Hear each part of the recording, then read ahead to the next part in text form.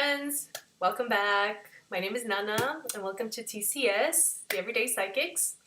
So I'm here to give a bit of a July energetic update, but can I just start with saying, where did June go?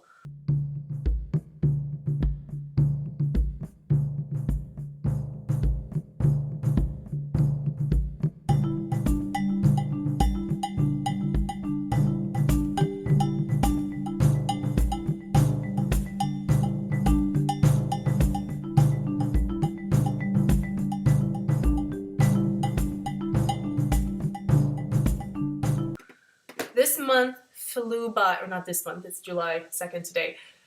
Last month flew by, and it was really in the theme of things going fast, that kind of mental energy. It was, personally, I really want to know, how was June for you? Did it go fast? Did you have a lot of thoughts? How did it go with your beliefs? Personally, I had to dig up a lot of painful beliefs, especially around the solstice. Maybe some of you noticed this. I don't remember exactly when the solstice was. Was it maybe June 21st or something like that? The solstice is like the brightest day, or the longest day, sorry, the brightest day, the longest day of the year, and then from that point it gets a bit darker, a bit darker, a bit darker.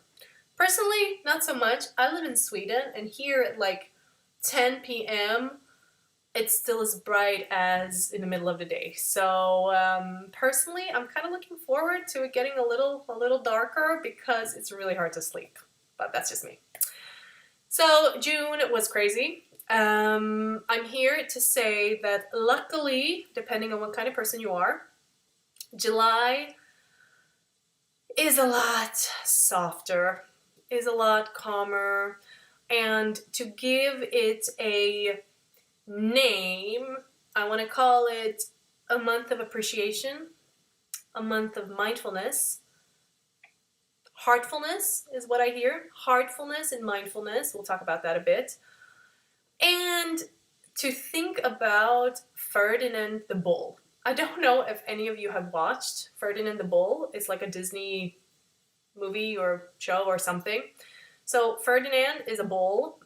His absolute favorite activity is sitting in the grass, smelling the flowers, and just being in this appreciative mood. He just loves his flowers. He loves smelling them. He likes these little calm things.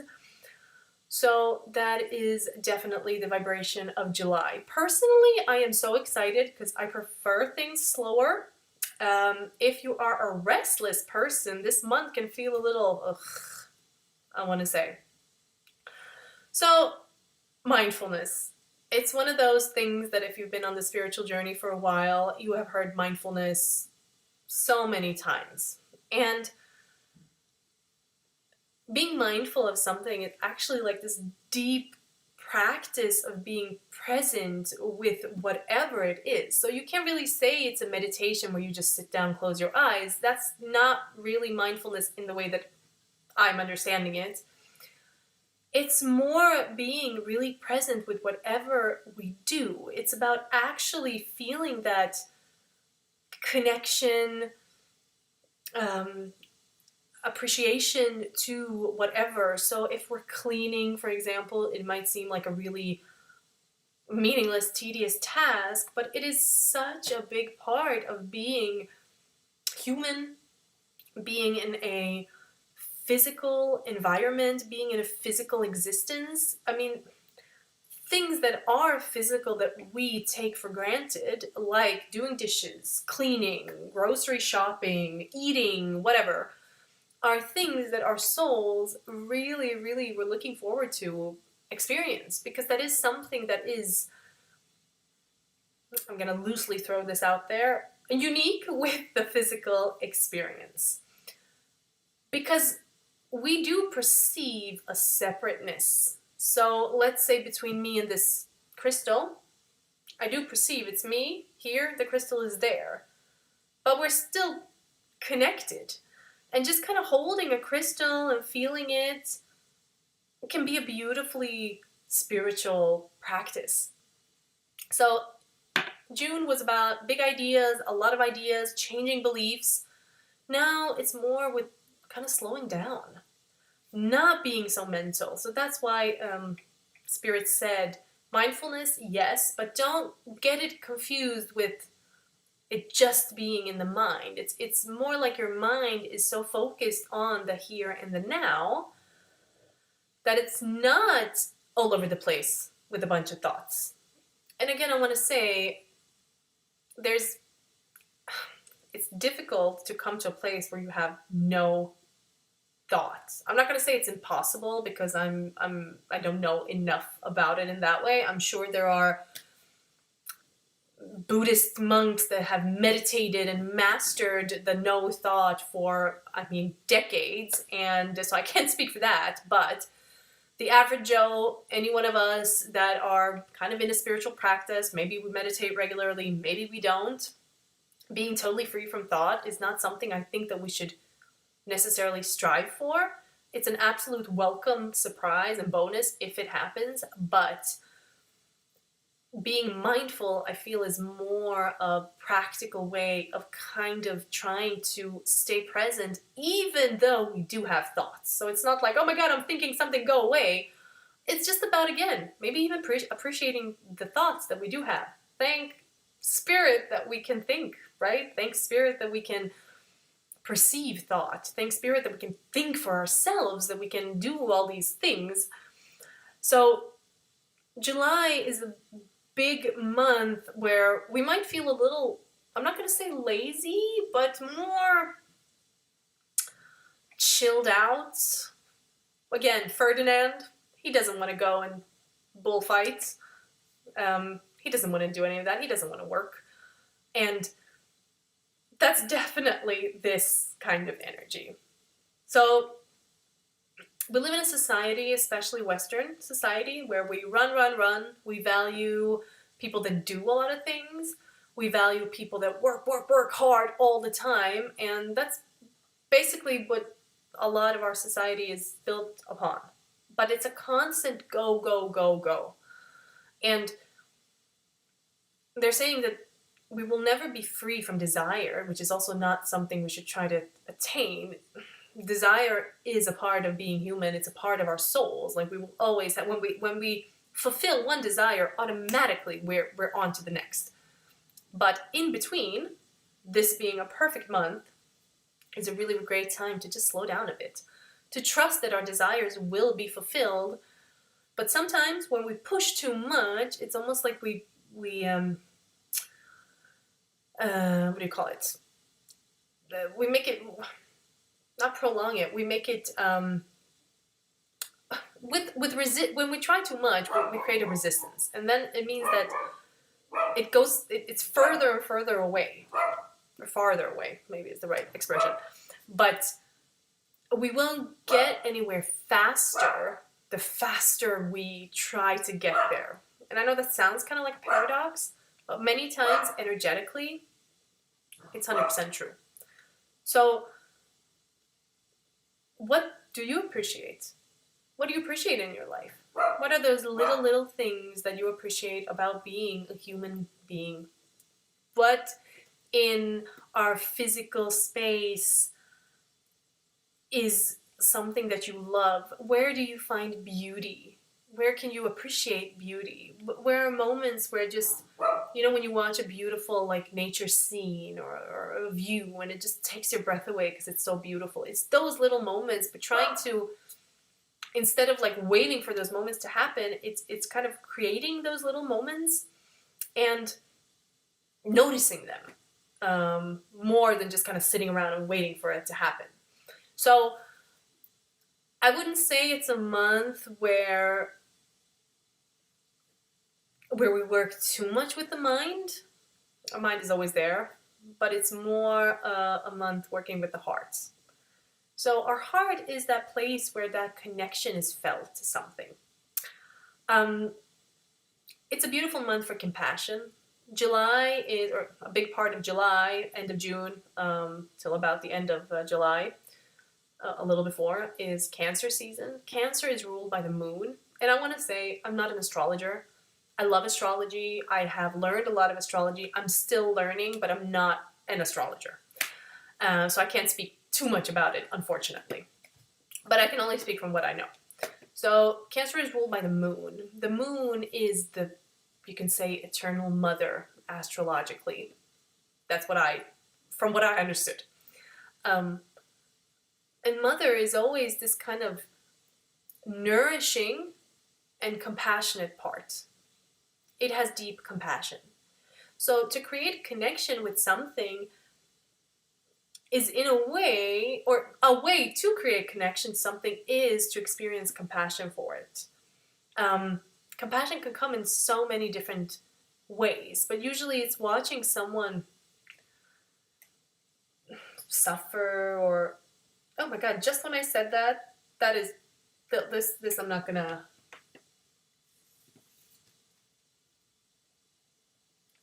So just as I said that, I have a little ladybug that kind of fell upside down on a little paper, and I just helped it right side up because I experienced compassion for it. Oh my God, this is such a perfect example. Wow. So things like that. This was an opportunity for me to just stop, appreciate, and feel that compassion to another living being. To choose with that compassion to help it out a bit. It didn't take me a long time. It wasn't like a big deal in my day, but this is a perfect example of July energy. Signs. Thank you. Signs. Watch out for signs in your physical reality. Big July month, because it's another way to kind of make you present in the moment. But I want to say one thing. It's really tricky with expectations, because the more we expect something to happen and the more we kind of go look for it, automatically with that comes the thought, what if it doesn't happen? And even if you don't consciously think it, subconsciously it's there. So it's really hard to define letting go. Letting go is not necessarily not having an expectation, but it's not being so not relying so much on the expectation. And if you feel that it's hard to do that with certain things, like looking for signs or waiting for signs to happen, distract yourself. There are times in life where distracting ourselves is not a great idea, but then there are times in life where distracting ourselves is not a running away from, but just a refocusing of attention. And that, That releases resistance a lot. So if we can really be present with appreciating little things, staying in the moment, when we will see the signs more clearly. But again, I want to say the more you look for something, we push it away. That's what I wanted to say before God. So we push it away. We push it farther away the more we expect something and the more we go look for something, because that creates this kind of barrier to it. So signs, great. Timing is something I hear. Timing. Yeah, timing. Just that, because we try to stay in control a lot. With mental energy, we do get to experience a sense of control over things that are controllable, if that makes any sense. But with a more heartfelt energy, which is now, it's about not necessarily having to dab in that control too much. You know, when you just enjoy something, you don't think about controlling it. You don't think about it controlling you. It's just something you do for pure enjoyment. So let's go with enjoyment. When we work with our hearts are also really, really sensitive. So we can think of our hearts being like a child, or childlike, not like a child. Let's go with childlike. Our hearts are simple in that way that if we like something, we want to do it. If we like someone, we want to tell them. If we feel sad, we want to cry. If we feel happy, we want to express it. Like, it's really straightforward with our hearts. It's usually when our mind starts adding a lot of things where we get it complicated. So it's a great month to really tap into your heart's, I'm not going to even say desire, enjoyments. What do we enjoy doing? What do we enjoy, what kind of people do we enjoy being with? What kind of people do we enjoy being? And can we spread some of that enjoyment to others? Can we involve people in that? Is a great time. So for those of you that work with children, it's going to be a beautiful, or that have children, either work with children or have young children, it's definitely a month to tap into that inner mother. And inner mother is not just tied to being a woman or something. I mean, energetically, we can't put energy on gender in that way, because you can still be like very masculine but have a motherly energy somewhere that you channel towards different things. It could be like caretaking of something, caring deeply about something. You can say that that's kind of a motherly energy. So recognizing that motherly energy within us all and really pouring it out in whatever way possible. Great month for caretaking. Great month if you're someone that works with rescue animals, animals that have been displaced. I think that's the right word. I'm sorry, English is not my first language, so sometimes, especially when I channel, there's so many words that I can't keep up with them. So I hope you know what I mean. Caretaking. If you work with elderly people, it's also a beautiful time to really appreciate not just the task that you do, but appreciate the beautiful compassion in the work that you do. Any kind of helping service, which also is kind of strange to say because I think that a lot of services or a lot of jobs that we maybe don't consider being helping are still kind of helping and contributing to something. So, but especially caretaking jobs. It's a beautiful month to kind of raise your self-esteem and with the beauty of your work, with recognizing how beautiful it is to be able to help somebody that is in a position where they need help, to recognize how tough that must be, to recognize how much value there is in the work that you do. Because sometimes, again, even if we work especially if we work in a caring profession, I understand that there's a lot of stress, so much stress. Generally, this month would be a time where that kind of like eases out a little bit. Not to say that it's totally gone, because again, if you work with elderly people in a hospital with young children, it's hard to get away from stress fully. But it's definitely a time to kind of lift that up, for sure. So a soft month, very Ferdinand. If you don't know who Ferdinand is, Google him, watch a little clip of him, and just every time you feel yourself kind of feeling a bit stressed or going too much up in your head, think about Ferdinand. He's a great example. Yeah, I think that's it, actually. Beauty, appreciation, and a deep sense of mindfulness. I really hope that you get to have a great month. It's going to be nice to take a break from that whole mental energy. Or let me know, what do you think? Let me know in the comments. I do want to say, though, it's a really good month for those of us that are heartbroken. It's a good month to direct our energies to our broken hearts. When we have deep wounds in our hearts, and we have experienced heartbreak upon heartbreak upon heartbreak, that kind of does create a big trauma, and it takes a lot of time to heal those wounds. I acknowledge that. It can be really difficult to live in that heart energy and appreciation because it feels heavy. It feels like there's really no point. And there, I really, really want to ask you to be compassionate with yourself. And if that is hard, try to kind of view your heart as a separate being and have compassion for your heart instead of like associating with the pain. And again, I am not for bypassing. I really want to say that bypassing is never a good idea, like just pretending like everything's okay. We're not separating from it in order to avoid it. Like it's the other way around. We're separating from it in order to create a connection to it, because when we have deep heartbreak, we do disconnect from our own hearts. We don't want to feel the pain. So self-compassion is a great, great way to start, and always, always a good idea.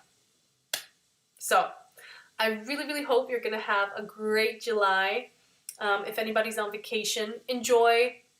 And I will see you, well, another Thursday. Thank you so much for watching, and I'll see you next time. Bye.